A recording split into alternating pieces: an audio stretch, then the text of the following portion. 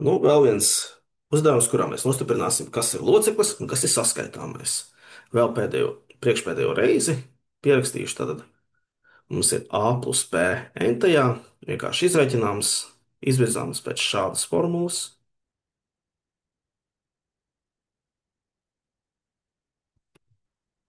Vispārīgais elements, ja vispārīgais loceklis, mēs jau tagad varam droši teikt, ka tas ir loceklis, entai, kātais loceklis, bet kā plus pirmais saskaitāmais.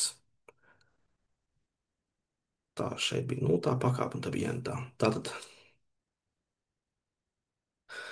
ja es gribu otro locekli, es gribu to, kur ir divnieks augšā.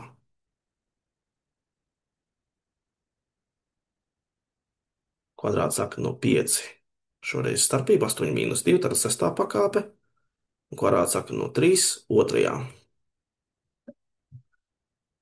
Šeit es noteikti atkal atsaukšos uz Paskāla trīsstūri. Atkal uztaisīšu 8. rindu.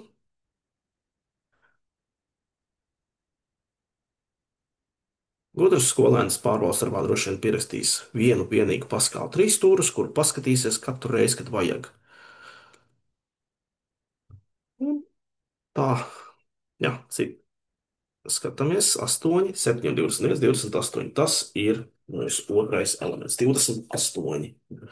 Tā, kvadrāts sakni no 5. Sestajā pakāpē tas pats, kas 5 trešajā, ja? Jo mēs te varam kvadrāts sakni iznāt, samazinot pakāpi 2 reizes. Un tāpat arī šeit. Mēs dabūjam 3.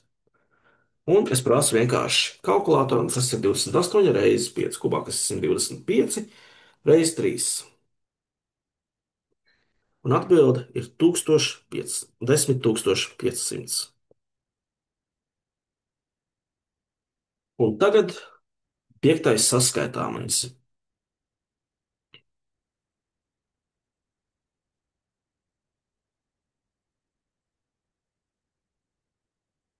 5. saskaitāmajā mēs vienkārši ejam racionāli. 1, 2, 3, 4, 5.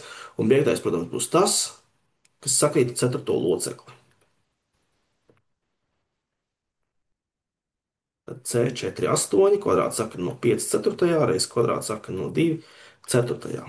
Vēl bišķi jāizrēķina mums šie elementi 56 un 70. Tātad 70. Un tūlīt kā iepriekš mēs varam saīsināt kvadrāts sakra apmaiņā pret pakāpi, izmantojot pakāpi īpašības, ja? Atgādinu, kāpēc tas ir spēkā. Bet ja mums ir kaut kas lielāks, tad atceramies, tas ir tāpēc, ka mums ir šis kvadrātā, un tad jāceļ vēl kvadrātā. Tā, 5 kvadrātā ir 25, 2 kvadrātā ir 4, tas ir 100. Tad jau es uzturētu pat bez kalkulātora pateikt, ka te būs atbilde 700. Un nu tā mēs esam atrisinājuši šo uzdevumu.